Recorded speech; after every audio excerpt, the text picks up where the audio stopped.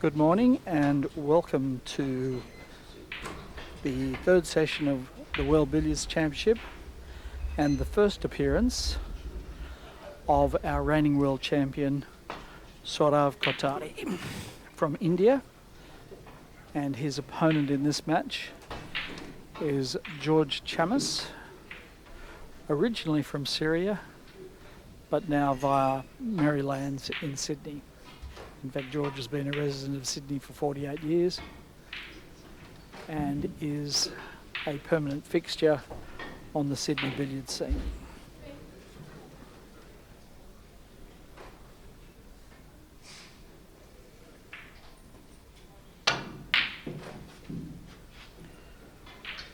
Sourav won this championship last year in Leeds in heroic fashion, coming from behind to defeat David Corsier, who you would have seen appear last night as the winner of the World Open Championship,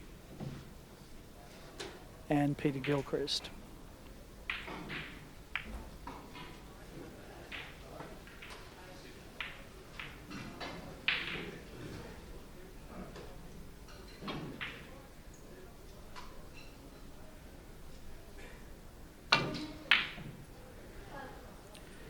Sourav's father, Manoj, was a world amateur champion, and so he's been coached from a very early age in the arts of billiards.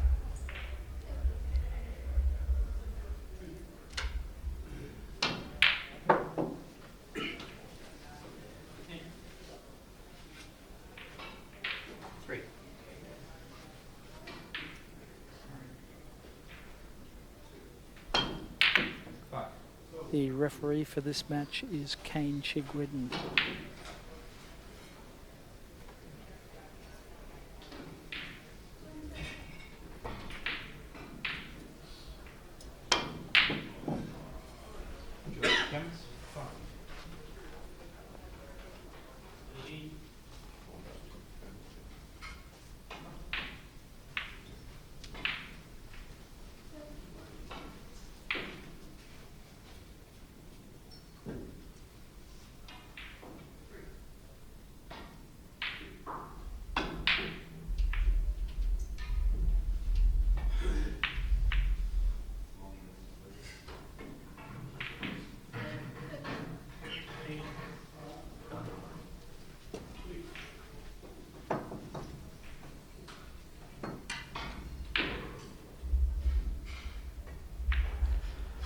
First genuine scoring opportunity for Sourav.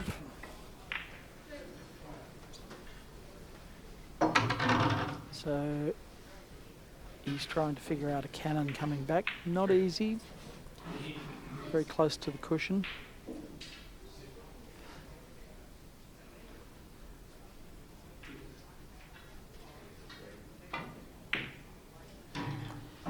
Yes, got the double kiss, was trying to calculate the double kiss. Very difficult shot. Left George not much to look at to start with.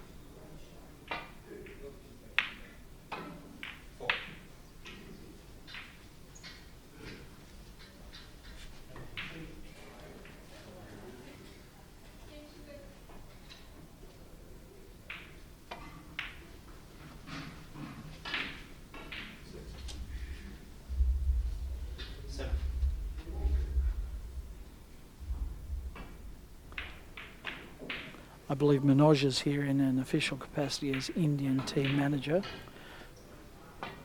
But things have already gone wrong for the Indian team. A couple of them had some visa challenges.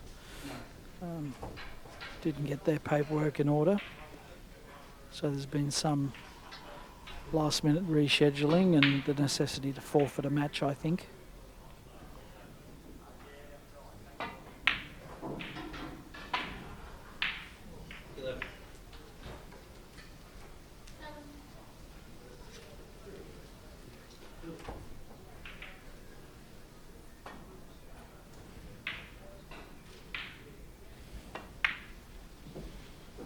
Good pot, sitting the cross loser line. Maybe a whiff of check on this. These tables are thrown quite wide compared to most of the club tables that our players at an amateur level might be more used to.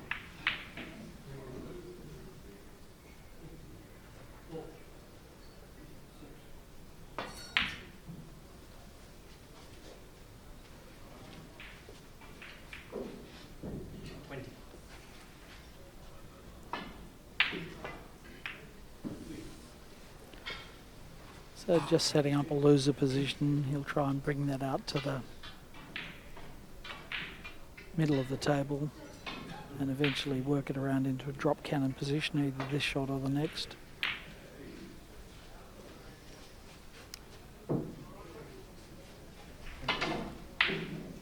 Almost in no man's land there, but I think he can just squeak into the middle pocket.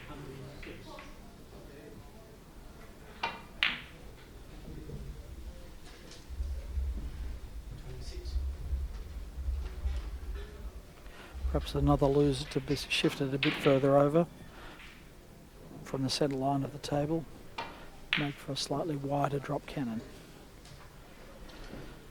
And there he has it, that's classical drop cannon position. So I'll be trying to group the balls somewhere around the spot. Drop cannons are always a little bit chancy.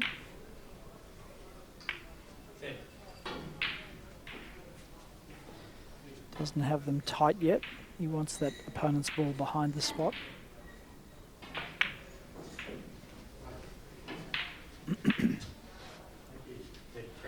So he's calculating the correcting cannon coming back.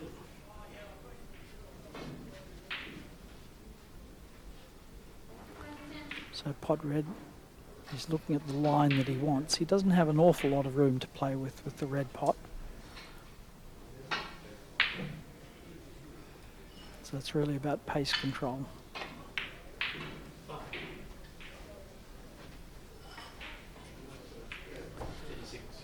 So push the yellow down behind the spot and make a good contact with the red to leave a red pot.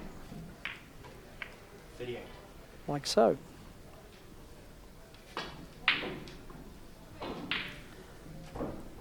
So it's taken him a little longer to get there than perhaps some of the other players, but very methodically he's worked them into the scoring positions. Just wondering that that red will pass the yellow.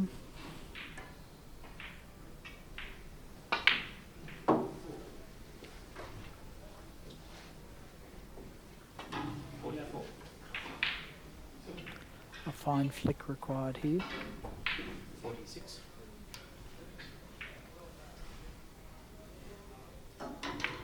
He's got a very disciplined stance and action.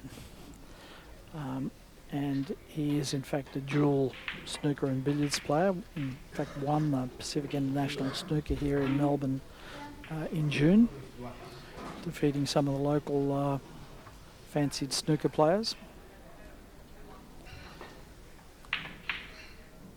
And it is a very technical and precise action that he has. Raises the hand to George. George acknowledges it, but won't be happy.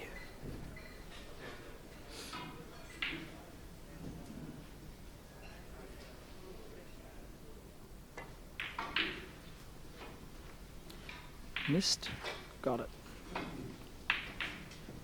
56.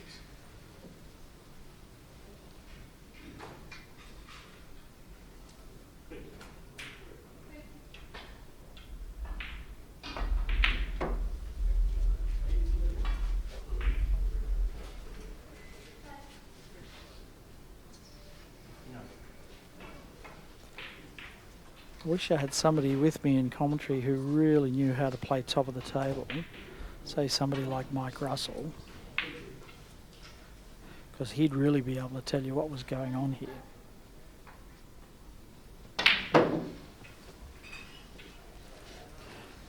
I'm teasing. Mike's actually sitting next to me at the moment and enjoying the live feed.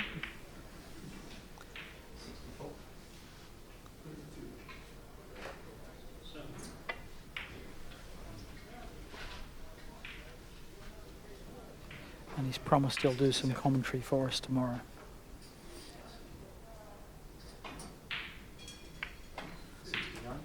We might have to have an interpreter for his Middlesbrough accent.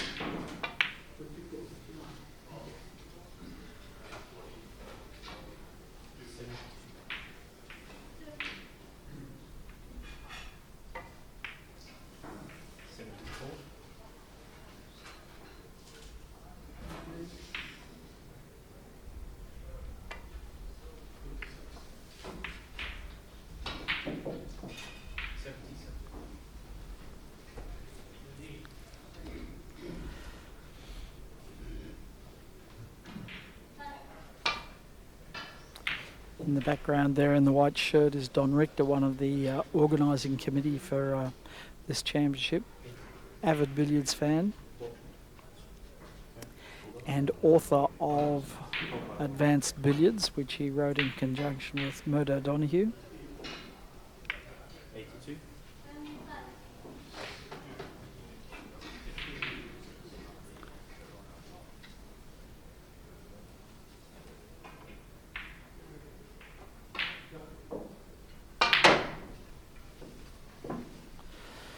That's gone wrong, but fortunately the yellow is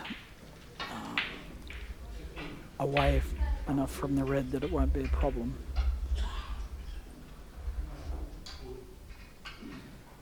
It did actually count as a balk line crossing, although the ball went into the pocket and didn't come back out. It did fulfil the requirements of crossing the balk line from the spot end of the table.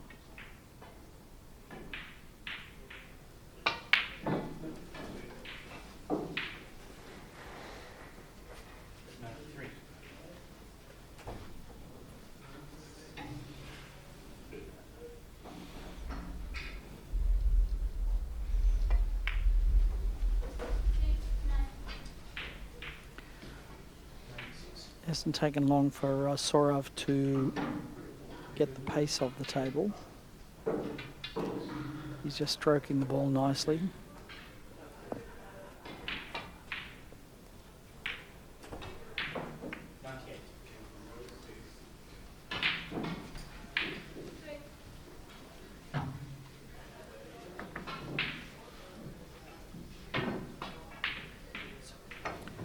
Thinks about the rest, thinks again.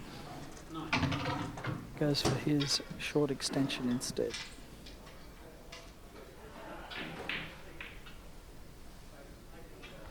Tricky little pot. I fancy he'll get it. He's a very fine snooker player and a solid pot. 101.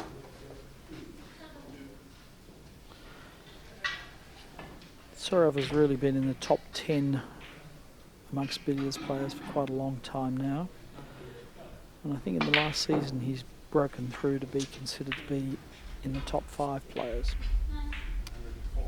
And is the reigning world champion.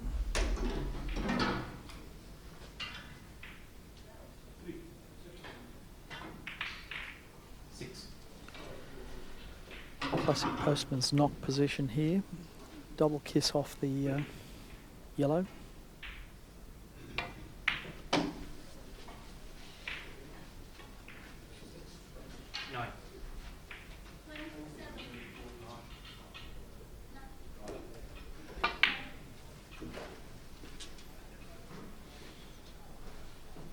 Just screwed that back a little ways so that he was using the circumference of the balls to change the angle.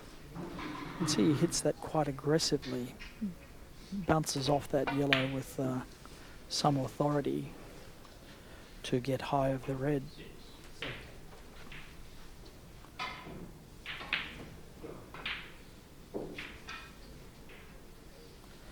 He has to get a reasonably precise angle with either a screw or a stun. Screw shot here.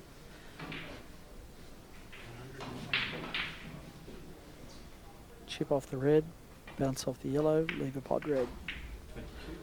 Okay, broke it up that time.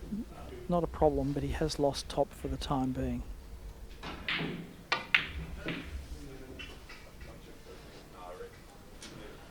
But has the opportunity to get it straight back with reverse drop cannon position, so he really needs to keep the red close to the pocket and make the cannon softly. Well done.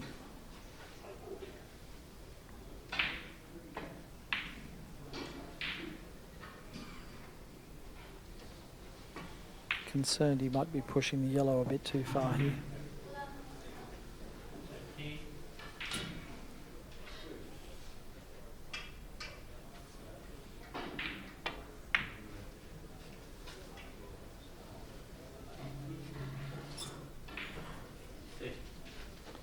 So it looks to be bailing out with what we call a 3-6-9 shot. So that was the first three. Here's 6, and the pot red is 9, and he's back to the top of the table.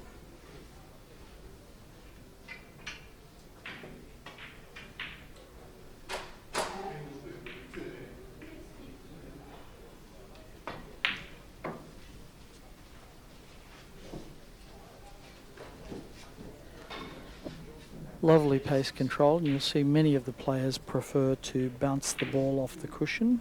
They can make the pot a little bit more firmly that way, rather than try and dolly it in and hold the line for the next red pot. So, yeah. Underneath the yellow now, kick it back up. Kick it back up to the straight line running across the spot. Come up high of that line, and then push the yellow back below the line.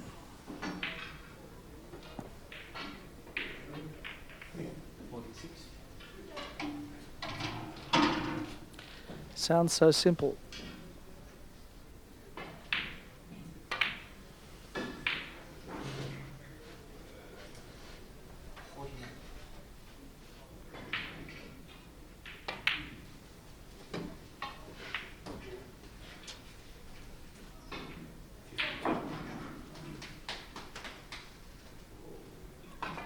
Check side on this, you can see the spins. Dan's camera work is excellent on this, up close. You can see all the subtlety of what's happening with the balls.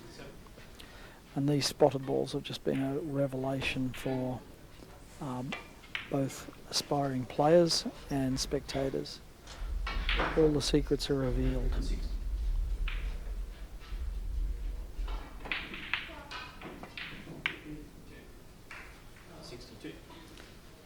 Tremendous delicacy of touch there.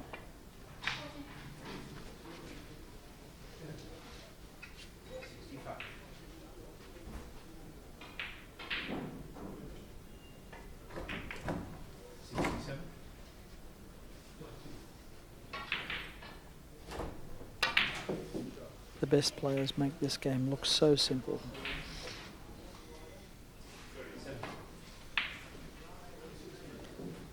But for those of you that don't know it, try it sometime.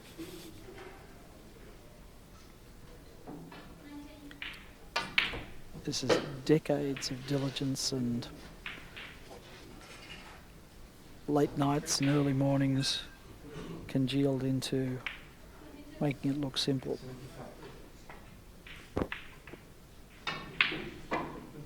Check side on that one.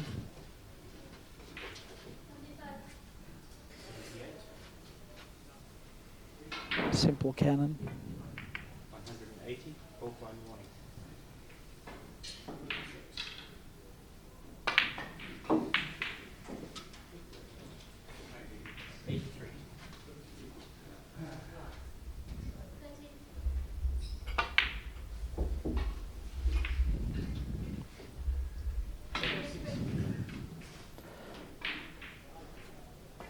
So we've passed the 180 mark, so he will be required to cross the balk line. And he might be considering it now.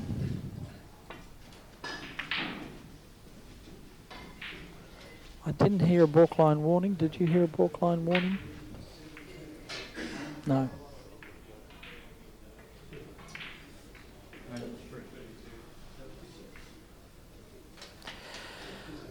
Then now, looks like he's sizing up a big hit.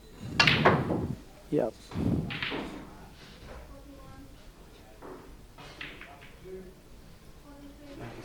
Ball checks up and he's back to top of the table. That manoeuvre just makes it a little bit more difficult for the players to hold them at top and creates a little bit more uncertainty in what they're doing. The best players can accommodate it. 201. So here we are. 200 break in the opening skirmish.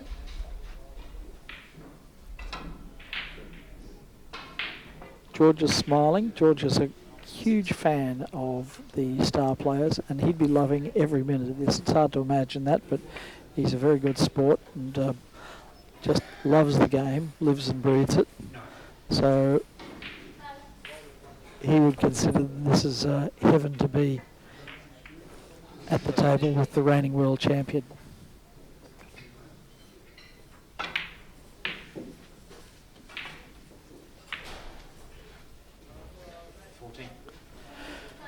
George looks across to his wife Phoebe, who's watching from the stands.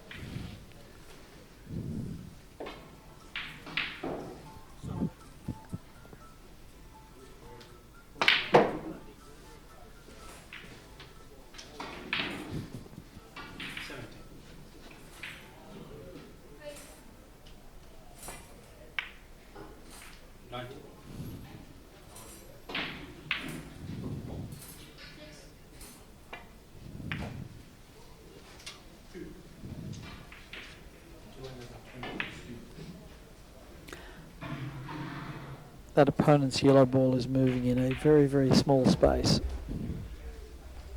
And that's how he's keeping control. 27.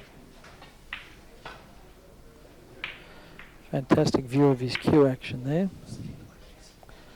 Straight as a die.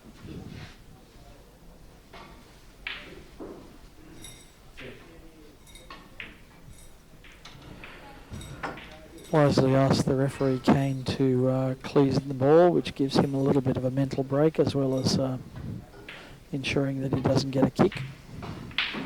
And back into it. He looks sharp.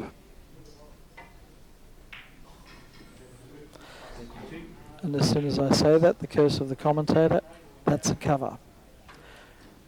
Shake of the head. Looking at the plant to pot the red with the yellow.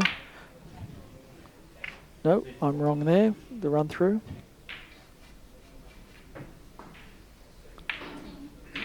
Going to be joined in commentary shortly by Tad Babiak from South Australia. A certified world billiards coach and aspiring player. Recent convert from snooker, but I'm hearing that he's loving the billiards and starting to get some great results too. Fantastic cueist and very good analyst of the game. So Tad, welcome aboard. Thanks very much, Peter, and g'day to everyone watching. Thank you for your very kind words. I very much consider myself a student of the game as much as everything else, but I suspect that's the case for a lifetime for the vast majority of us, you know. All of us. Steve Mifsud claimed to be that last year. Sorry, the last time we were speaking with him, yes. Steve claimed the same. And yeah, 500 break when he was a student of the game. Well, I was talking to Mike Russell earlier. He considers himself a student of the game. I think it's one of those things that's a lifetime learning experience. It is, and a lifetime of pleasure. Very much so. It was interesting. It's so complex. Well, I was talking to one of the gentlemen yesterday from New Zealand, one of the players, and he made the comment, and I think it's very, very true, that unlike a lot of sports where you're perhaps time limited, if your enthusiasm is rugby union or something like that, by the time Sure. you're 30, your knees have given up and you're out of it. Yep. Whereas if you're playing billiards and snooker, as long as your eyesight's intact, oh my goodness. Oh my goodness, was there room there for that at Only that ju- angle? Only just. I think he missed it by a coat of paint or possibly less. Possibly less. So let me guess, that might have been Wayne Carey, who's 75, or was it Grant Hayward, who's close on 60? No, I think it was actually Zach. Zach Gujal, okay. Yeah. Yep. Basically made that comment. I think he got Yep. it from somebody else, but I think it's very true. You know, Yep. I mean, if your eyesight's intact and you can still hold a cue and swing it, not only can you continue playing, but you can continue improving and learning. Yeah. Well, you look at the results here in Australia, we talk about Bob Marshall, who won his national championship 51 years apart. Now, there is no other sport, and I include other cue sports there, pool and snooker, where that would even be a consideration. But because this is such a knowledge-based game, the knowledge doesn't go away. The eyesight might, the coordination might, the balance might, but you can compensate for that with strategic and tactical knowledge and knowledge of what's happening with the balls. So George, for instance, here is 58 years of age, and he's in there competing against the reigning world champion. Yeah. So there aren't a lot of places you can do that. No, exactly right. At the other end of the scale here, we've had young Josh Hands playing in the warm-up tournament at 13 years old. We've got Josh Burns from Tasmania, who's been an Australian junior for the last few years. Yeah. Knocked in 140 in the plate event. Yep. Not a lot of plate events where somebody knocks in 140. Well, I believe he made a 190 break in some of the pennant matches in Tasmania recently as well. And he made a 245 last year. He's a good young player. Yeah, I remember seeing him first when he attended when we had the IBSF World Championships at Snooker SA at the venue, and Josh at the time was paying very, very close attention. This is going back probably about 4 years, 2016 I think it was. Josh was playing 15, I think. Was it 15? Yeah. Yeah. In any case, he was paying very close attention to Peter Gilchrist and Pankaj at the time, Yes. and asking all the right questions. And I think at that stage he had made the occasional century break, but he's certainly improved out of all recognition over the last few years. So. He has. Which is fantastic for the sport in Australia, because the growth of the game of billiards here in Australia, and indeed snooker, is completely reliant on replenishing the ranks with juniors. Absolutely. None of us getting any younger. But certainly on the billiards side of the equation, we've had quite a resurgence in the last few years of interest. Yeah. And some energetic organisation. I think Jason Colebrook has Absolutely. been very, very, very much part of the part of that Absolutely. equation, and the initiatives he's brought in has been driving along very nicely. But Huge I think, energy. yeah, I think he's also found a lot of kindred spirits and enthusiasm in various places: Absolutely. New South Wales, Victoria, Queensland, and indeed South Australia. So, Yeah, New South Wales, we've got more tournaments happening than we ever have before. We've got 4 state titles, long and short format, in different classes. We've also got an introductory handicap league, which plays on a regular basis and has done for 6 years. And for each of those 6 years, we've introduced, in every round of the competition for 6 years, we've introduced a new player, at least one new player each time. excellent. So the ranks are growing. And we're also trying to do quite a bit of coaching, and I know, Tad, you've been active in that area in South Australia as well. I noticed Sourav there looked like, because his opponent's cue ball was protected by balk there, looked like he was going to give us an exhibition of of George Gray style of snooker and playing the red ball game for some time. Yes. The current rules as they stand limit in-offs or pots on a red, either winning or losing hazards, as they're known to the billiards cognoscenti. They're limited to 15 before you have to play a cannon, so at some point in time Sourav's going to have to recover that yellow ball from in the balk area. And it's not looking easy here. He's got a stunny in off into the middle, shakes his head, doesn't like that. Looking at the long loser off the middle spot. Yeah, that's what he's done. Lovely shot. He's played that very well. Hasn't he ever? Hard to calculate from that close. Can he pot that, or is he going to have to play the long Jenny here? Setting it for, well, who knows, he's setting it for a long Jenny. Yeah, it's very tight, that pocket opening from that direction, so Yes. he'll be trying to leave this. You go ahead. He'll be trying to leave this mid-table in the scoring zone for losing hazards in the top corner pocket here, which he's almost done. He's just a little bit wide there. Yeah, I was going to say often that long Jenny ends up on the opposite cushion. Yeah. Unless you give it a bit more, but if you give it a bit more, that makes the score difficult. So absolutely. So it's really a compromise, and he's probably found the best compromise he could. Is he going to play the cannon off 2 to 3 cushions? Well, he's gone for the pot. Wow, that's a good pot. Well, he's a very, very good snooker player as well, and certainly a very good potter of the ball. So now he has the opportunity with a check side cross loser. Or he looks like he's playing the pot. I think he's been warned for 10 hazards looking at that score, which is why he's played the pot, but alas and alack, that one's got away from it. Yes. Well, that was the hardest shot. His choice before was to play the check side loser and bring it up close to the balk line and play a screw cannon, but decided to address the issue straight away. George is hoping for a connection, misses it. And again, that's something that's very common with the top players in the game. And Sourav, of course, qualifies in that comprehensively after his win in the World Championships recently. They seldom play one difficult shot when 3 or 4 certainties will do the job instead. Yes, so that's right. So that was a little unusual. George has left 2 half balls, won't be happy about that. This one with check side. So both balls in the middle of the table. He can work them around whichever way he pleases, but he will be trying to figure out a pattern here to get back to top.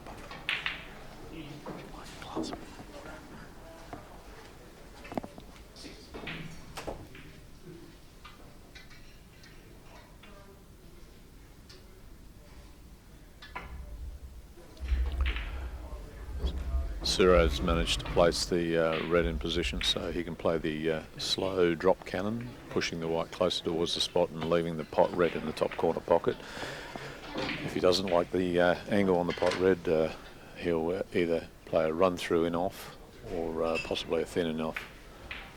But again, given that he's such a strong potter of the ball, no problem with that whatsoever. Ideally, he would have liked to have left himself just a little bit higher so he could play the cannon and push the white behind the spot for a better top of the table position. But because he left it a bit short, he's played to leave the white back in the scoring zone and leave the in-off red to get himself back in hand. That one wobbled a little bit, but managed to find the pocket nevertheless. But he won't necessarily be pleased with the positioning of the red where it's ended up. That's outside the scoring zone normally, and probably even outside the region of a short Jenny, just looking at it on the TV screen. Now he's brought... Didn't take long for him to fix the situation, though, did it? Lovely pace control. So this is about the second ball connection. What he does with the red is critical. So opts to bunt it out to the middle of the table. He won't necessarily be happy with that. He was looking for a better leave as far as the opponent's cue ball was concerned.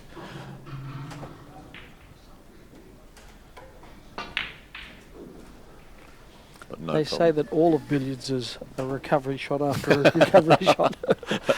More so in some people's games than others, I suspect. And we're never totally in control.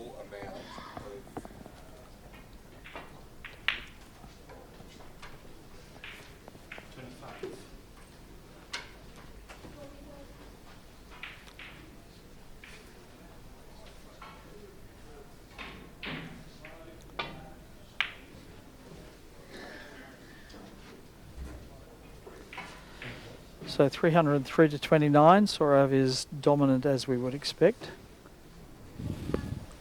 Calculating whether he can fit his ball in underneath the yellow. Needs to knock it away from the pocket.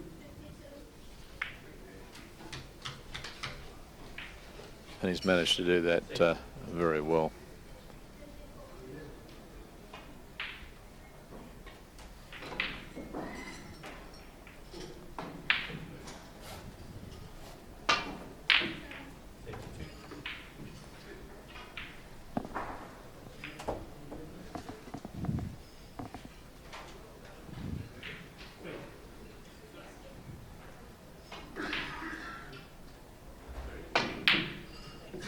Unfortunate situation with forcing shots is quite often it's very easy to lose that ideal positional control of the balls. Particularly on a cloth that you're not familiar with, as he isn't there. So in the background there, we've got George's wife Phoebe and Joe Manici, 14 times New South Wales billiards champion.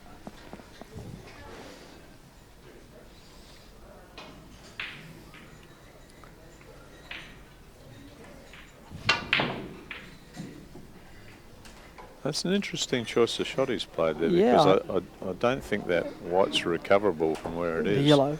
Sorry, No, I should say yeah. yellow. No, that's right. I mean, why wouldn't you pot it directly Yeah. and be sure of the shot? Because you were going to knock it in anyway. Yep, Might have been about moving the red into Yeah, a better perhaps. position. perhaps. Under normal circumstances, you see the top players when the opponent's cue ball's irrecoverable, quite often just pot it and at the earliest opportunity play the double balk to retain control of the table whilst Although the cheeky ones take 15 hazards before they do. yeah, you have to be extremely confident with your hazard play to do that. But of course, Yes. these guys are absolutely first class at hazard players, as they are at most facets of the Yes. game. So Little stun cannon here. and he's moved the white Clever ball towards shot. the spot. Yeah. And in fact, he's got it on the line, so you'd think he'd play the indirect cannon, push Yes. the red towards the pocket, try Yes. to move the white as little as possible, Yellow. which he's done. I should stop saying the white. Yeah, I'm an old time, I no, remember no, spot no. whites.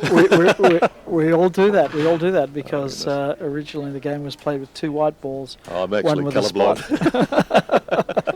But interestingly, the spot on the original balls, which was made of ivory, was in fact the vein that ran through the elephant's tusk that they filled with a piece of ebony. Yes. So all the balls had a spot.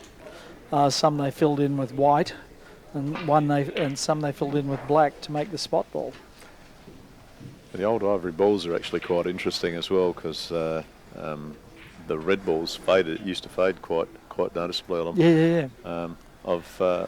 I've actually got a complete ivory set of snooker balls at home, which are probably rare as Really? rocking horse droppings now. They are. But But, the original composite balls that they had Yeah. were there was quite a lot of experimentation before we got to these phenolic resin balls. But some of the interim solutions included balls made of celluloid, which would famously explode and catch fire if hit with enough authority. I believe at one stage also they made a composition ball that, as well as having a plastic resin in it, had calf shin bones to try to preserve the ivory angle, as it were. I don't think that was a particularly successful venture. Now Sourav there has potted the white ball because it was irrecoverable, and you'd expect him in this instance to play the double walk here to retain control of the table. Run And to again- the protection of balk.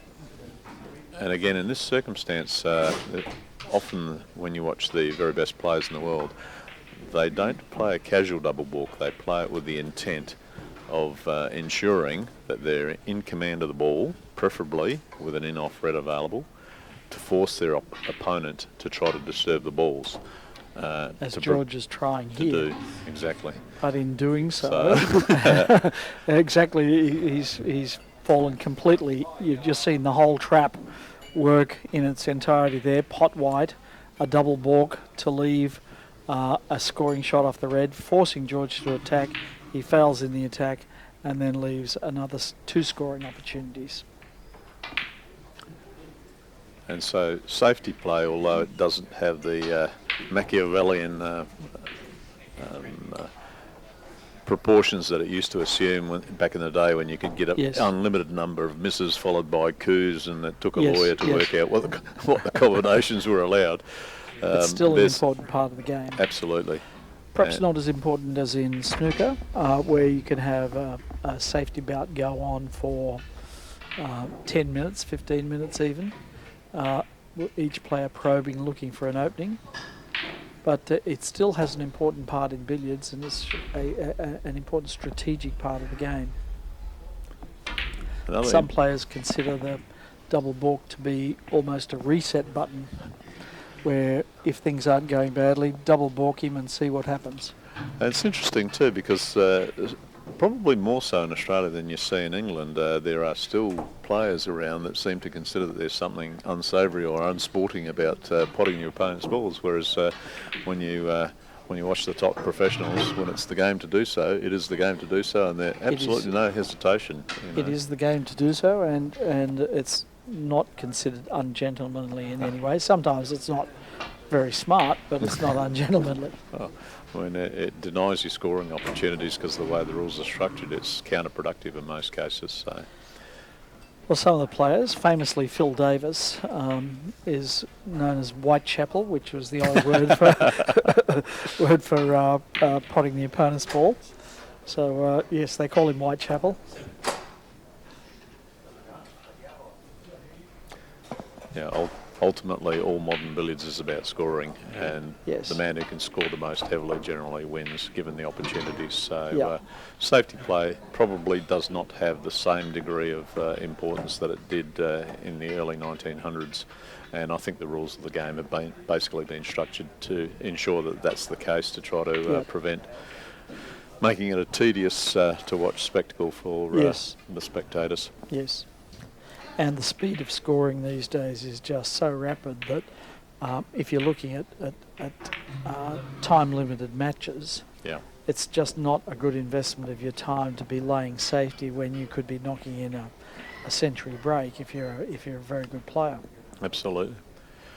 You don't want to be wasting time on that. You do get to see a little more safety in the short format billiards on occasions, because the players who are playing at the pointy end of those tournaments are perfectly capable of going out in one visit, as indeed you find in snooker frames. So it does have a greater degree of importance probably than timed or even first to score format billiards. So yes. So in fact they've introduced the new so-called trial rule for the short format games. It's not a permanent fixture, so it's still considered to be under trial, which does in fact not offer protection of balk if you've potted your opponent. So they're trying to discourage that's over-enthusiastic safety play from creeping into billiards. But the pressure of seeing that score line at 150 points makes people do strange things. It's interesting to watch that pattern of play from Sourav there. He had a number of options where the red was placed beforehand. He could have continued with losing hazard in the top corner pocket. The white was in the scoring zone, but he's chosen to play a drop cannon with a view to getting to the top of the table, and unfortunately he's missed the indirect cannon off the cushion there with the red. The way George is queuing down, this must be a little wide. I think he just had a kiss spoil that cannon. Well, he did. He did. And Sourav at the moment is well in command of this game with a very, very commanding 10-1 lead. And 45 minutes, pretty much half time. It appears he's potted the pink. In fact, it's Sorry, he's potted. What am I saying? Snooker player came to the fore. Excuse me, viewers. He's potted it. Well, he's almost potted everything. Need a calculator for that one. I think he might have potted this too. He has. He's on fire. He's relentless. That's a scoring error. They put that score onto the wrong score, and they've got George Chammas being shown as the live player here. So it was in fact 34-48. So okay, this is all going haywire now. It was 38 to 348. We might bring it to the attention. Oh, hang on, they've corrected it. They've got a marker who's on the ball. And George has attempted a cannon off several cushions, following Sourav putting the red in baulk as a safety measure.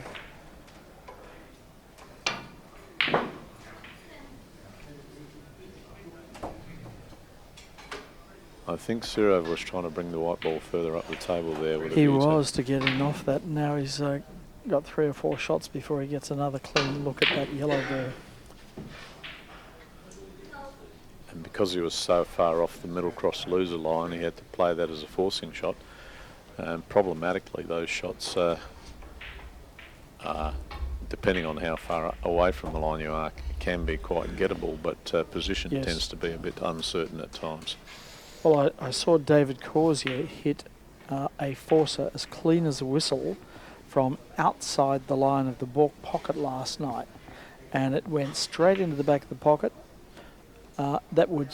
You couldn't get anywhere near that on a normal club table. Only on this superfine cloth is that kind of shot even conceivable.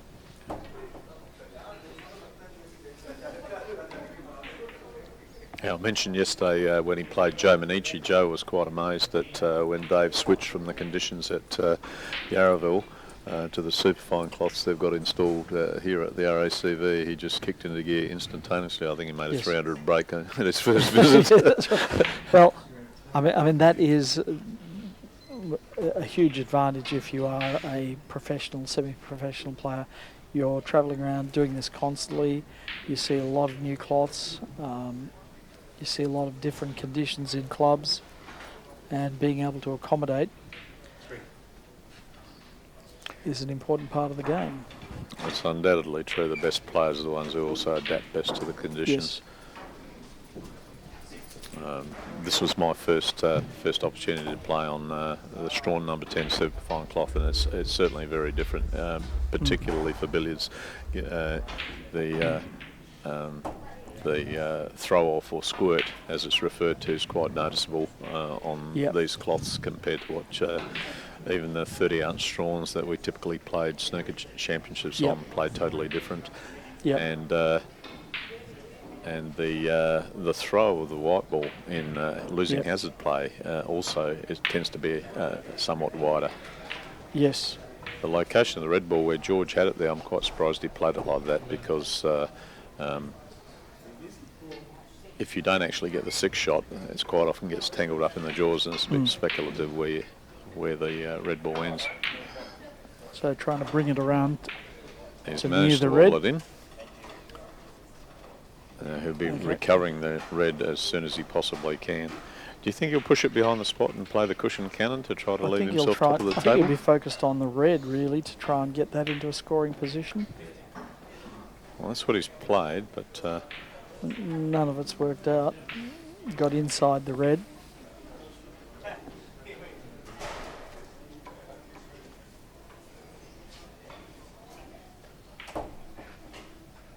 that's the beauty of billiards as well. It doesn't run along stereotype lines. There's so many opportunities and possibilities for play. Well, it's a creative game, and different players have different strengths.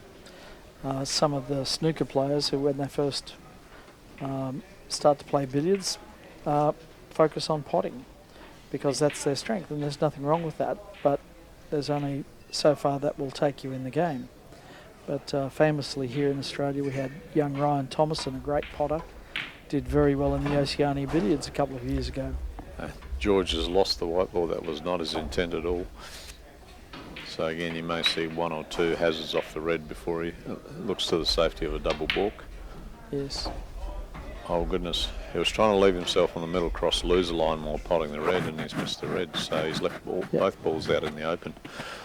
Yeah, so young Ryan, I don't think he played many other shots than pot red. 2 off the spot, screw up to the middle. 2 off the spot, screw up to the middle. It was very effective. It was very effective. In South Australia, we had a state championship won by a former professional snooker player from England, who had never played billiards, and he scored it amazingly. The amount of times he got called for 10 hazards was unbelievable. He kept moving the ball up and down from the billiard spot to the centre spot, and it never presented any problems for him.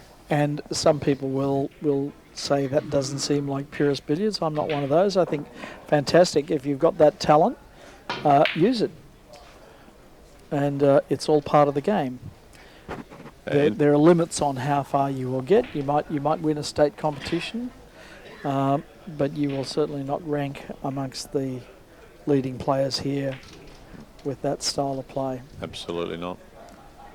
And to some extent, if you look at the rules of the game were designed, and the current rules of the game have continued that to prevent that sort of situation. I mean, the earliest form of repetitive play was the spot stroke, where there was an unlimited amount of play, ability to pot the red off the spot, and it was just continually left on the spot.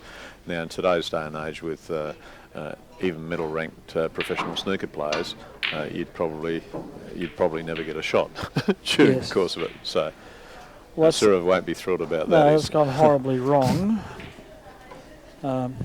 It looked like he got 2 scores, but that's a short-term view.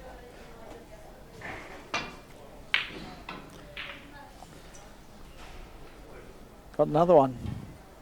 No, it stayed out. He played that in such a way that he had about 3 or 4 opportunities to score there. There was, because the yellow ball was so close to the corner of the pocket there, he could have scored the cannon off about 3 or 4 different ways, depending on which cushions came into play, and failing that could also have gone in off. As it turned out, he's achieved none of the above.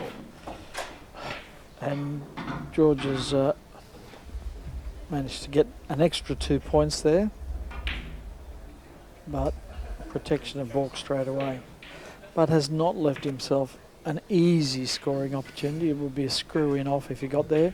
So because he hasn't left himself an easy scoring opportunity, Sourav said, go try, and just pushed his ball out to outside the scoring zone.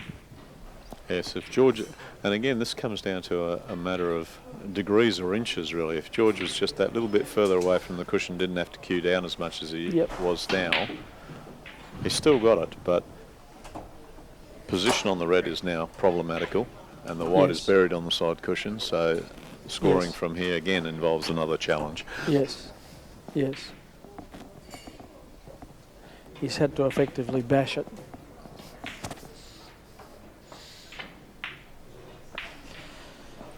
Might see a little bout of safety play here. Yes, discretion's the better part of valour. Well, I watched Sourav and Robbie Kothari have a 20-minute safety battle at Yarraville at Yarraville a few years ago in the old room. So Sourav is very content to bide his time. Well, he's got all the time in the world, and he's leading. He has all the time in the world by 300 points. So it's George that needs to make things happen. So if Sourav pokes them around for a bit, that's fine by him. And again, people who aren't familiar with both the etiquette and the rules of billiards could believe that this is time wasting, but it's nothing of the sort. It's actually tactically very sound. He's running down the clock. He's in a strong position. He's forcing his opponent to have a go at low percentage shots. Yes.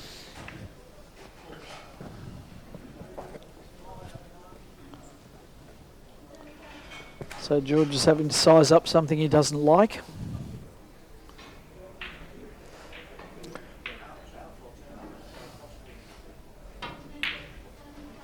He's played that very well. Pot. He does have the possibility of an in-off white in the balk area, and he'd like to get the white back into play fairly soon. He would, but that's It's narrow. surprisingly tight. Yes. It looks easy, but it's actually surprisingly tight, especially on these cloths. So he'd have to play side against the nap. Plays it well. He's managed to play it well. Yes, he had the choice of just playing it very fine, but that would have left the white in balk with nothing to score at, so he had to play it thick to get it out of balk. And that's gone wrong. Yes.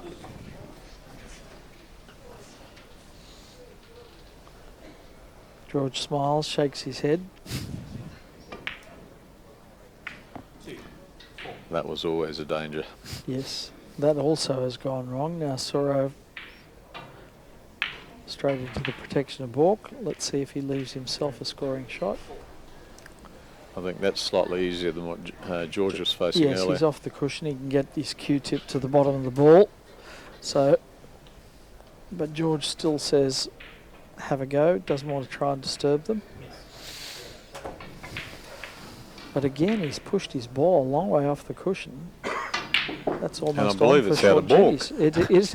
It is out of balk, and it's on this table. It's almost on for short jenny or a screwing off. Do you think he was trying to actually get the protection of balk with side and just didn't get enough on it? I don't know, but here we go. Surav's decided that's in a scoring position. And he would have played makes that with George pay. reverse side Yes. against the nap to get it Yes. to curl in. George shakes his head. He knows what he's done. This often happens when you fall behind. You get confused and a bit befuddled as to what's going wrong, and the clarity of thought deserts you. Now Sourav's played an interesting two-shot combination there. He deliberately pushed the white behind the spot, but kept both balls ahead of him to be able to play this Yes. small cannon to then get himself into perfect position for top of the table. Yes. He's chipped it fine to come over this side because that's the side that the yellow ball is on. This is almost perfect top of the table position. Almost one ball width out from the centre line of the table for his opponent's ball and in close. So for those of you who haven't seen a lot of top of the table, watch the position of the yellow ball go up and down, ideally up and down a straight line behind that ball. Just grazes that, the finest of grazes. So on this side of the table, when he's on this side of the table, he wants to play down onto the yellow. From the other side of the table, he wants to play underneath the yellow. He'll be coming on and off the cushion here to improve the Yep. angle, which he's done. Often if they leave themselves absolutely dead straight, you'll see them play a very, very soft screw and leave the white ball very close to the red, which Yes. allows them to manoeuvre the ball without... the closer they leave themselves to the red, the more possibility they have of manoeuvring the ball without doing anything extravagant. So drops down onto it from this side, kicks it up from the other side. He's now kicked it so close to the cushion that it's harder to get in behind it. Often in these circumstances, you'll see them play a shot where they cannon the... Kick it up to level with the red. Yeah, indeed. You also see on occasions This that one's the they'll play a shot where they actually push the yellow deliberately on and off the cushion This one here. while leaving themselves low Yes. with So a view to that's, bringing it back. that's what we might describe as a high cannon, where they come up very high and chip the red fine and put most of the cue ball energy into the contact with the opponent's ball and bring it on and off the cushion. And as you alluded to earlier, he's now in a position to push it back towards the line. So play check side here and we'll play the correcting cannon coming back. Yes. He's done exactly that. Now the yellow ball has strayed a little bit further away from the red than ideally he'd like, so he'd like to rectify that at some point in time. So you might see another two-shot combination here where he comes up and just nudges the yellow with a view from behind. From behind. with a view to improving its position. Now you'll see him pot the red here and try to leave himself high so he can play effectively like a mini drop cannon from up the table, pushing the yellow onto the cushion if necessary and back towards point behind the spot whilst pushing the red towards the pocket.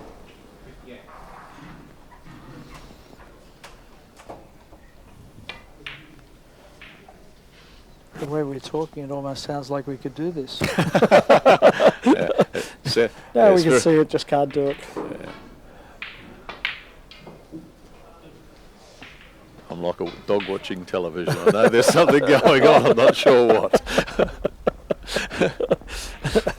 Until another dog appears. Then you understand. Indeed. It's like us with the missus, I suppose. Oh, now I know what's going on. He missed.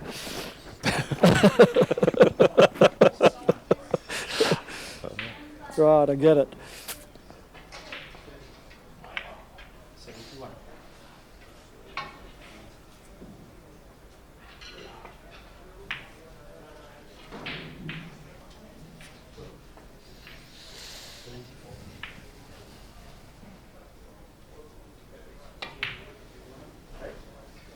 I noticed that quite a number of the Indian players are perfectly content to play the postman's knock variant of the top of the table as well.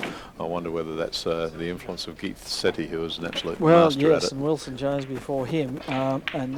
You end up doing what you grew up watching. And Geeth knocked in famously 1251 at postman's knock. I think that was the first Oh, that's 1,000 uncharacteristic. break. Oh, wow. What happened there?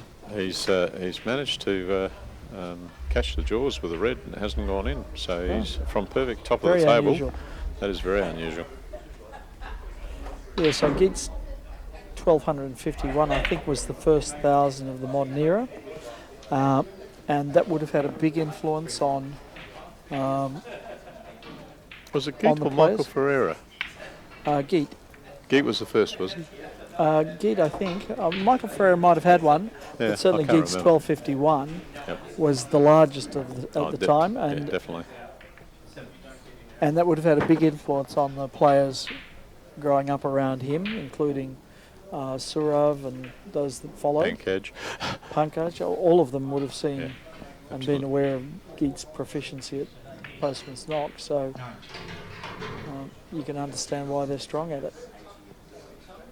Also, Mike Russell, who's been coaching young Edwin Tay, All right. advises that postman's knock's a good place to start to learn top of the table. Yep. George has just very, very narrowly missed the cannon there. He was trying to play the cannon with disturbing the white as little as possible while Yes. bringing the red down in the scoring zone. But the unfortunate downside for playing top of the table for people who aren't complete masters of it is that when you miss, quite often you'll leave your opponent in absolute prime position, which is Yes. very bad news if they're better at it than you are. Yes, that's right. with all respect to George. With all respect to George. George is a top of the table player. He can do Indeed. it, and Indeed. has made many competitive centuries playing top. But not today. Well, we saw an example yesterday when Mike Russell was playing Vaj, when both of them had kicks in perfect top of the table position and handed perfect top of the table position to the other guy without Huge punishment. well, I mean, not that it really matters. Within about 3 or 4 shots, both of them are perfectly capable of getting it from an open table position, but it's an absolute bonus when you don't even have to work on it. Yes, you don't have to think too hard.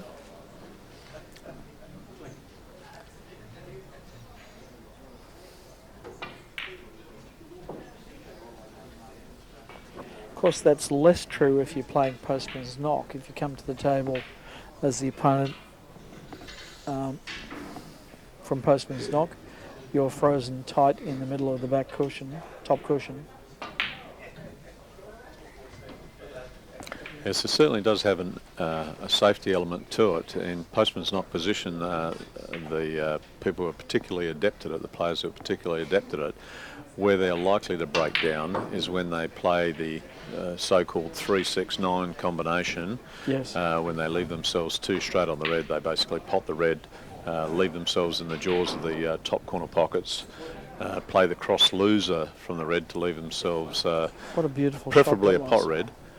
But on occasions, if they drop it into the wrong location, they have to play a series of hazards, and where they're likely to break down is on a long losing hazard. Yes. But then their opponent's ball is trapped on the top cushion with very little ability to manoeuvre, so it does have an inherent safety aspect to it as far as top of the table play is concerned. And again, Sourav has missed a red off Looks the at his spot. left hand as if his left hand had done something wrong. What happened there? Wow.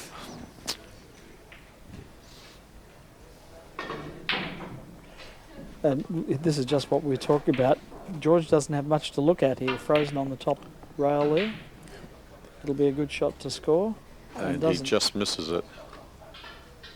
And when it rains, it pours. He's left. Of course he has. In attempting to play the cannon, he's left a relatively straightforward cannon with the prospects of a continuation, although he hasn't that's played all that worked. well. It's all worked. No, it hasn't been brilliant, but it's worked out. I was going to say you wouldn't expect Sourav to miss this, but he's surprised us on a couple of occasions. Yes. And here's an example. He's left himself in the jaws of the pocket for the 3-6-9 combination. You'd imagine he'd play Needs the to dodge cross that loser. yellow. Needs I the think red to miss the yellow, which it does. Does. Comes up. So he's got two half balls here. Chooses the back ball. Bob Marshall always used to say, play the back ball and see what happens. It'd be interesting to see if he plays the direct method top of the table. The red's well placed for a pot, so it's quite likely he's going to try to Can he get there fine with side to... Well, he could do it now, but he may take...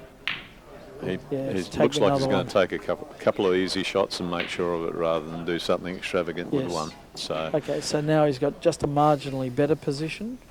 He might try and improve it a little more.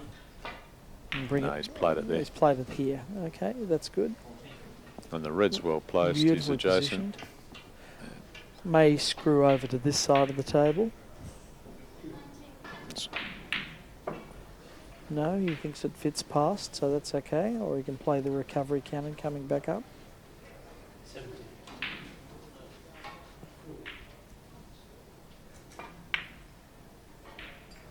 Recovery cannon. And again, he's going to leave himself high here to push the yellow back behind the spot with a little cannon Yes. on the red to promote it towards the pocket. So stuns up here.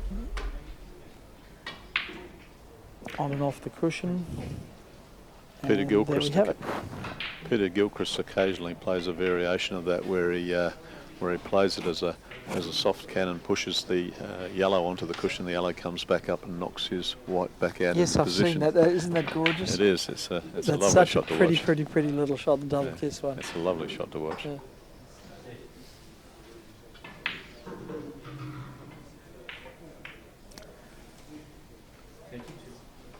And of course, this is the beauty of television and YouTube and the efforts of Dan Lynch. It's to Yes.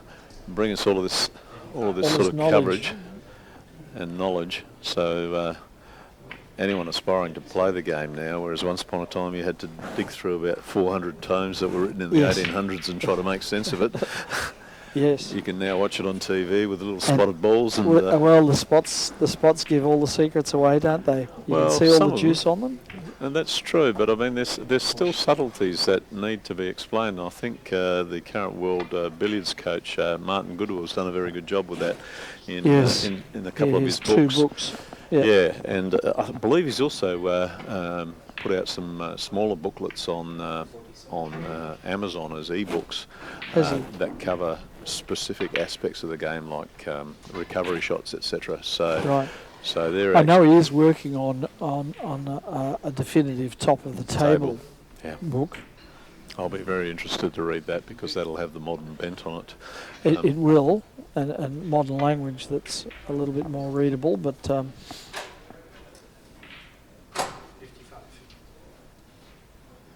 But seeing is still the best way of learning. it is. 57. And doing. Mm. Seeing and doing. Well, otherwise you can just pass multiple choice questionnaires on it.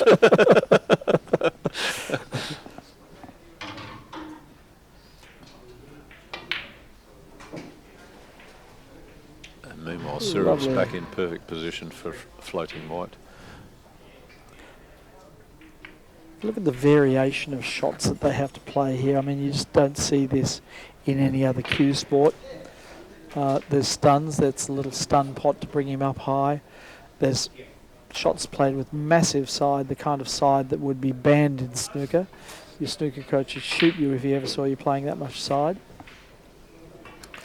There's sometimes full-blooded forces with topspin. There's no occasion in snooker when you would play a shot with maximum cue power and topspin. You might play a maximum power and screw or stun, but never maximum topspin.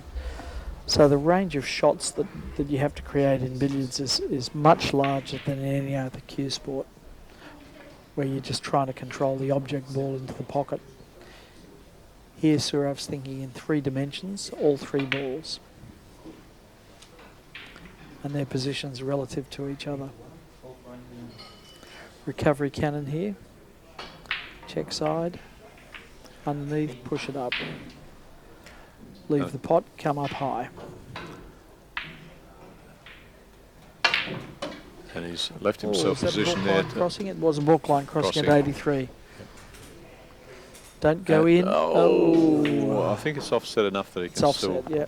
he can still recover from there. Which is the beauty of floating white compared to postman's knock.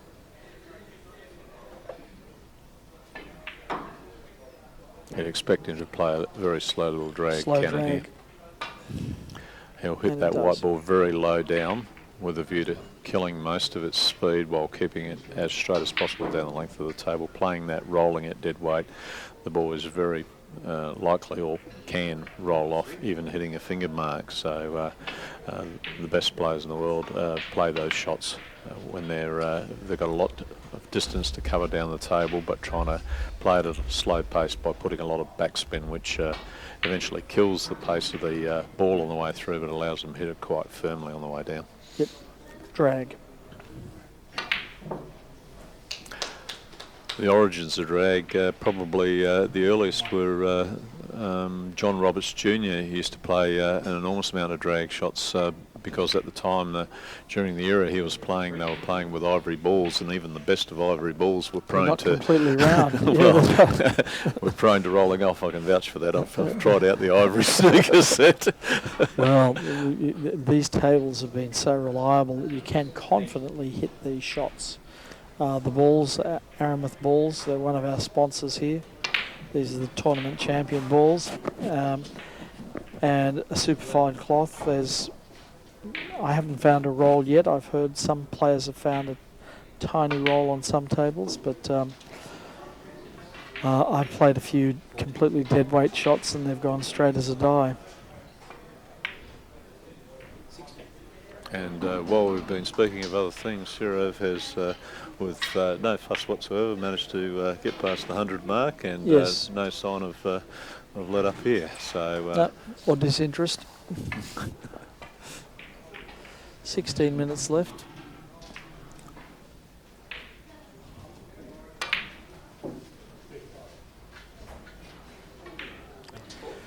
Sadly, we haven't seen much of George here, but he is a very fine player.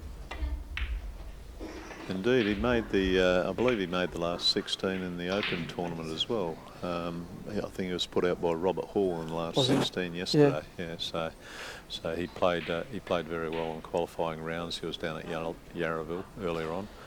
Now, Sourav didn't play in the World Open No, event. he In did fact, not. we've had a number of our superstars just turn up for the championship event. Pankaj Advani, who's a genuine sporting superstar in India. playing it as a run through, changed his mind. He's only turned up last night. All the players from Myanmar, and they're going to be a huge shock to a lot of people who don't know much about them. They are fantastic. They've been medalists in the Asian Games against the Indians and against Peter Gilchrist from Singapore. 400 breakers, 500 breakers, fantastic players. Naitueu, Chitkoko, Poksar. Wonderful, wonderful players, but they haven't been exposed to many of the Canadian, New Zealand, Australian and English players. So we're in for a bit of a surprise. I've got one in my group. Do you have one in your group? I don't have a group. Oh, you don't have a group, of course. Rubbing it in, aren't we? No, Ted, I'm sorry. I was wondering why you were in civvies, mate. Oh, indeed. No, You're going to have to play more tournaments to get your ranking up. Something like that.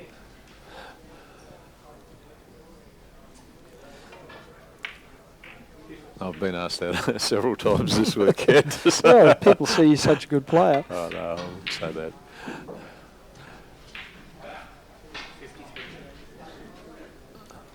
Sourav's now in a position where the ball's fairly tight to the cushion. We may see a bout of postman's knock here rather than floating wide.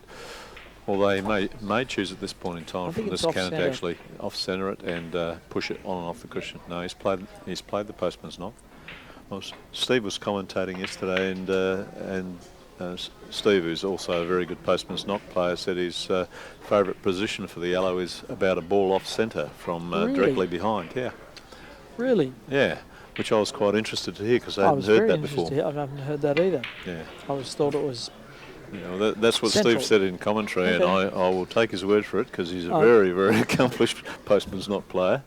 Yes. As well as floating wide, of course. Okay, now he's up quite high. This would be an opportunity to break it down if he wanted to, and he has. Doesn't want it to drop. And it has dropped.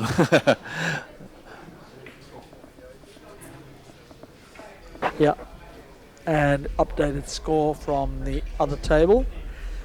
One of the Myanmar players that I was talking about is playing David Collins. David Collins, 3 times Australian champion, won the Victorian Championship. I think the number is now 280 times, or is it 1.5 million? I can't remember. It's a lot of times. But he is trailing one of these guys I was just talking about, Chitkoko. Now, Chitkoko won a silver medal in the Asian Games and has defeated many of the top players here. And so the score there is 348 Chitkoko, David Collins 227. These guys are going to be a real surprise package.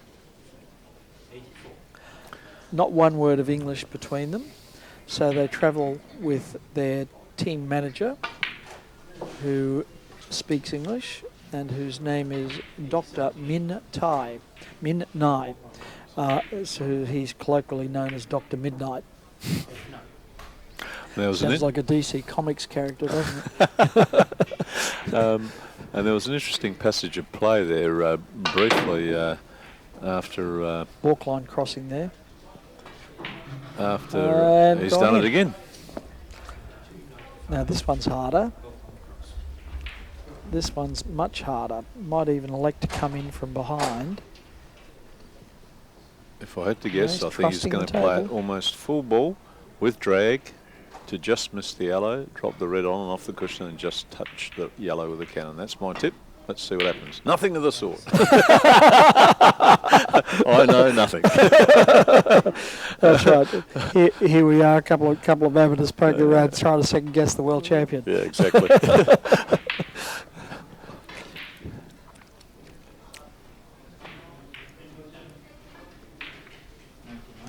That's a fine graze. Is there space for that red? I believe there is.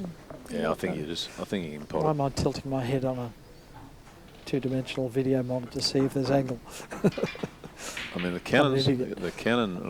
I think if he can pot it, he will pot it. But if he, I mean, there's a risk of the red disturbing the yellow if he tries to play a cannon. So if the pot's on, he'll take the pot.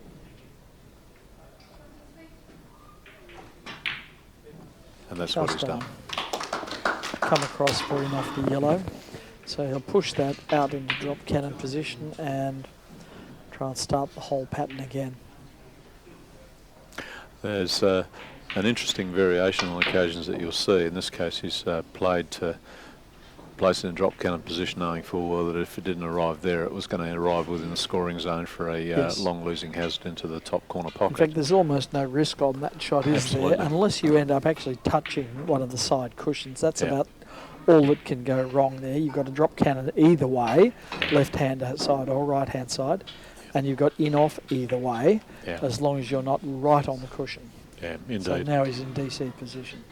The other way you sometimes see players approach that is to push the yellow ball towards the pyramid spot, which leaves them a very straightforward losing hazard from in hand that pushes the white off one or two cushions into the drop cannon position. Funny you should say that. Walter Lindrum was very critical of other players. That was what Walter Lindrum always used to do, and he said, I can't understand. People see me doing that. They get to watch me, so that cannon's been spoiled. End of break at 208. Fantastic break. But Walter used to say, people are crazy. They watch me play to the pink spot all the time, and they never do it. They just thrash at it and hope for the best. The control shot is to do it in two shots, play towards the pyramid spot. And George there has played an Slap interesting my hand, combination. did I say the pink spot? I don't know. I was watching the shot in front of me. I should have said pyramid spot, so Indeed, slap my hand, Ted. Yeah, I won't do that.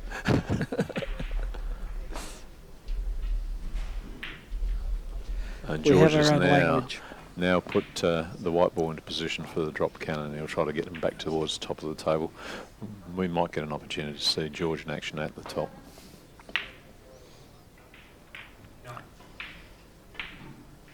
And that is the way That's nasty. when it rains, it pours. He might just be able to make the cannon. He's played that actually very well. He can. And that, of course, was what Walter was referring to in terms of the fact that the drop cannon can, in fact, turn on you like a black snake when you least expect it. Well, it's said that he totally eliminated them from his game towards the end because they were just too unreliable. So he would only use the direct method. Yeah. Having said that, as Steve Mifsud pointed out, there are a whole variety of different drop cannons, including little mini drop cannons that are very safe to play. What we're referring to is the drop cannon that generally pushes the first ball off two cushions into the vicinity and company with the second ball. Yeah. And that has the potential on occasions to go wrong. You can get smothered. You can end up with a very unkind leave on occasions from them. Yep. Typically, you'll see at amateur level that the cue ball you're playing is in the middle of the rail and the other two balls are 6 inches out from the pockets and too high to get in off. Yeah, indeed. It's the classic overhit drop cannon. Yeah. When you watch the professional players, they're extremely, extremely good at it, and by and large, they get very predictable results from the drop cannon. But nevertheless, on occasions, they do go wrong for them as well. So choices here. He's thinking about the screw cannon, but the double kiss could interfere. Well, you could score easily from a screw cannon, perhaps, but I'm not really sure that it's much of a leave. Exactly. Positionally, it's a bit chancy. Yes, you're pushing balls away from the pockets. Yeah, that's not too bad. Can he actually get in off this, do you think, with a little half-ball screw aside? I think so, yeah. I think it's possible. That's what he's doing. Is he playing the double kiss? No, it must be the screw aside. He's done exactly that. Played it with check side to bring the ball in off the cushion. Again, something that you'll never see in a game of snooker. It's it's one of those little artistic shots that just doesn't exist in snooker. No, that's right. It's called a foul. Or if you're from Canada, a scratch. Yeah, that's a scratch. Right. Indeed. Not sure which one of those he was What? playing for or both. Was he playing the 5-shot? He may Possibly. well have been playing the 5-shot. It's unusual in billiards for the 5-shot to actually be the correct shot on occasions. Often you go for the 5-shot and get neither Yes, because of right. a lack of commitment. Well, I had the great pleasure of playing Peter Gilchrist in New Zealand, where he intentionally played 5 consecutive 5-shots against me. Sorry, 6 consecutive 5-shots. 30 points in, 30 points in 6 hits. He had the white just high of the spot and made the red as a stun pot, and screwed off the cushion to just touch the ball 6 times in a row. It was just awesome to watch.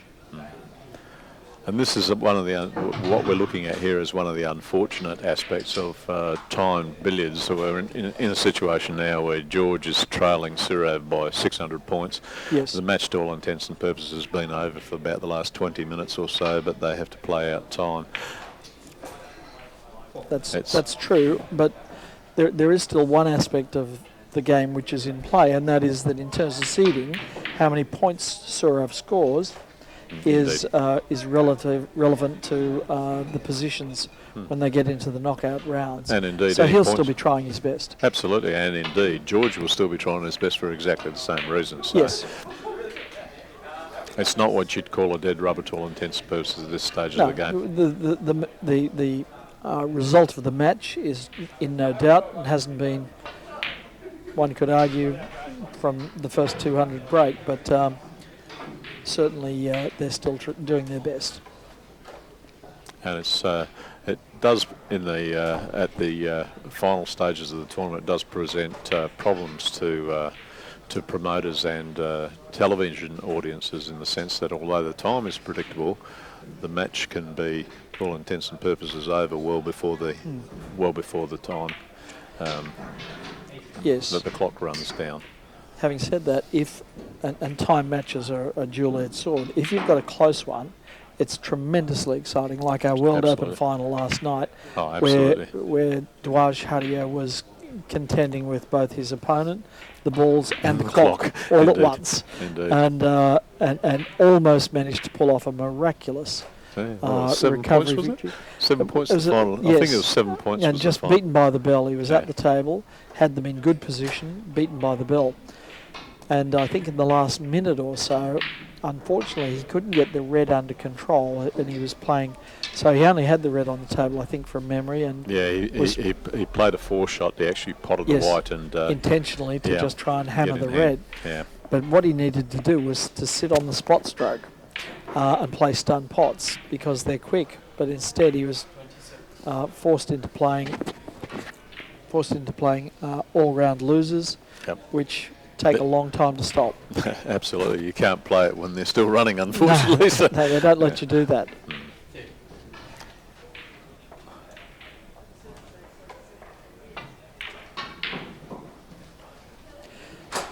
That didn't hurt.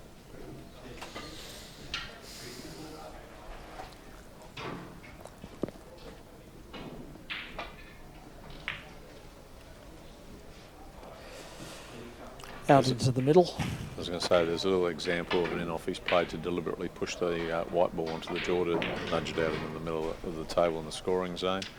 He's now dropped the red behind the spot, and he's back in drop cannon position to try to gather him again at the top of the table. Yellow's too far on the cushion to bring it all the way back around to the spot, I think.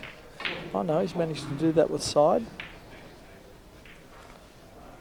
but not under tight control. George, Oh, he did. thank you. You could play a little double kiss in off here as a little show shot. Is that far ahead? Minute left. Too disciplined to do that. He's played the cannon and the gathering shot. Could be a little bout of nurseries here. Well, we've seen everything else. Why not? Indeed. Well, he pushed. No, surely not. That would be. Uh-oh. Oh, he's lost it. He's lost the white ball. That's I all right. thought he might have actually pushed the white along, in view of the fact that he's so far in front. I thought he might have pushed the white along behind the spot and played the very thin cannon Yeah. on the red. Lined it up straight for a straight stun pot. And it just goes to show you, even the world champion can miss a long straight pot. Yep. Long straight pots, fantastic test of cueing, Indeed. which many of us will fail.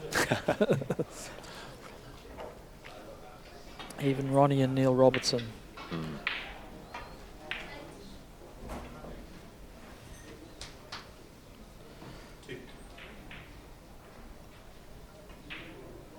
Well, George managed to get past the 100 mark with very, very little table time.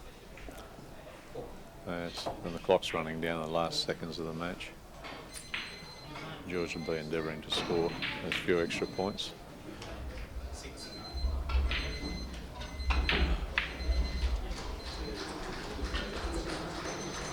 he need to use the cushion here? I think the clock's run out. It has. Well, thank you, Tad. Thank you, Dan. Thank you very much, Dan. We'll talk again later. Thank you, Thank you, viewers. Peter.